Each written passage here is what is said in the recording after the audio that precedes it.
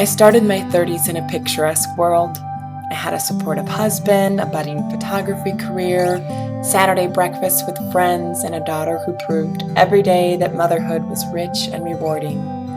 The anticipation of our second daughter's birth reflected that theme. A perfect pregnancy and the excitement of knowing I'd get to do it again. Experience the miracle of birth and that moment, that euphoric moment of being handed my child and seeing her face to face for the first time. That moment came, but I never could have prepared myself for what followed. Hi, baby. Oh, hi. Is she okay? Yes, honey. They wouldn't have given She's it. shy. Oh, she's perfect. Her face is smashed. I knew the moment I first saw Nella that she was different. I knew she had Down syndrome, even though everyone else in the room smiled and snapped photos and told me everything was just fine.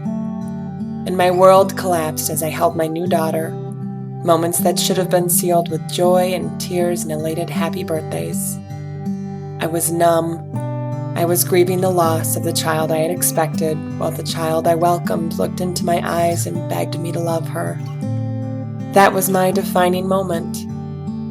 I wrote this story because I realized soon after Nella's birth that the unexpected in our life was really an opportunity, a challenge that would stretch my perspective and change me, and I wanted to remember it. All of it. The deepest grief, the tears I cried, the replenishing laughter, the friends and family that showed up, but eventually the greater picture, the fact that you cannot control the things that happen in your life, but you can certainly control the way you spend your life. Bloom is both a love story between mother and child and a reminder of the power of perspective. As Mary Oliver said, "What is it you plan to do with your one wild and precious life?" And on that day when I thought my world was collapsing, really it was just expanding. I hope readers grasp the message of embracing all that life offers, grief included, and making something grand of it.